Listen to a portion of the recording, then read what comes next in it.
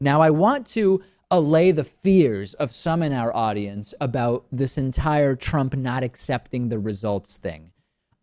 Donald Trump at the last debate, when asked, would you accept the results of the upcoming election? Will you accept them? Here is what he had to say.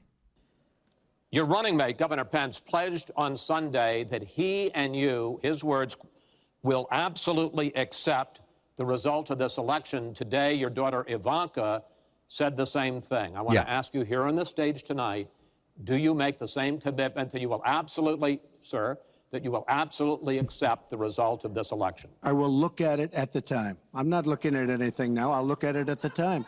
What I've seen is so bad. First of all, the media is so dishonest. I want to be super clear here so that we can all understand. While what Donald Trump is saying is nonsense, it's totally inconsequential nonsense. Refusing to accept the election results, it might inspire action from Republicans. It might lead his supporters into the streets to violently protest.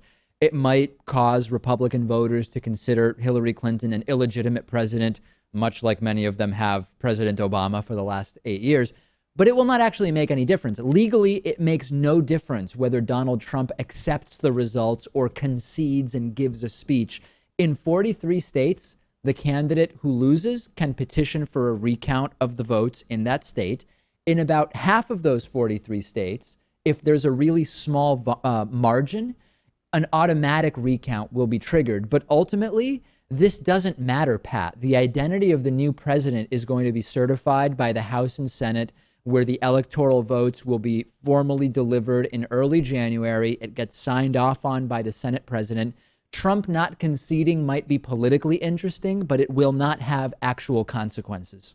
But what does matter is how his supporters perceive him not conceding, and if they decide to take to the streets and go after Hillary Clinton over this. No doubt about it. The biggest consequences will what happens on November 9th, and it could be a Trump win, but it seems more likely if it's a loss, will what Donald Trump does late on November 8th or early on November 9th, is it going to inspire his supporters to get out into the street and commit acts of violence? Is it going to inspire the feeling that Hillary Clinton, if elected, is not a legitimate president in some way? We know what that's like because we've had 8 years of it under Obama, by the way, as I mentioned.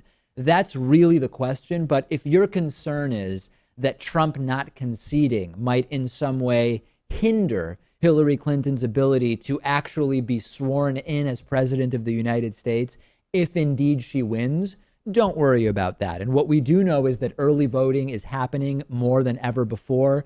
It started yesterday in many states, including in the important swing state of Florida. It started yesterday here in Massachusetts.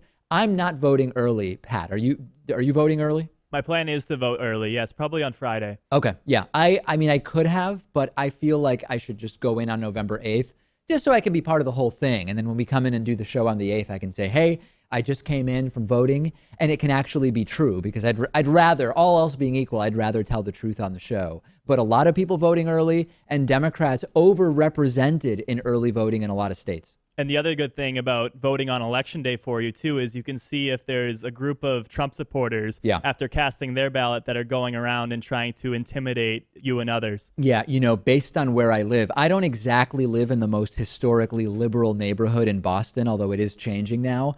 If you're going to have angry Trump supporters, it very well may be in my neighborhood, but I don't want to get ahead of myself. We will see on November 8th what happens. Let's take a break. Of course, you can discuss any of these stories, suggest guests for the show on our Reddit discussion forum, which you can find by going to davidpakman.com/Reddit, which is, of course, REDDIT.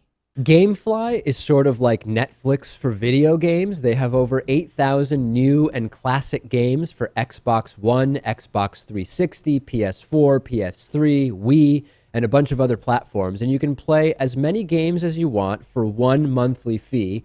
And if you find some games you want to keep, you can buy them for a low used price. There's never any due dates or late fees. And our audience can get a free 30-day trial at gameflyoffer.com/TDPS. The games are shipped directly to you with return envelopes included. There's no contracts, and you can rent games through the mobile app. Get the free 30-day trial for the David Pakman Show audience and support our show by going to gameflyoffer.com/TDPS.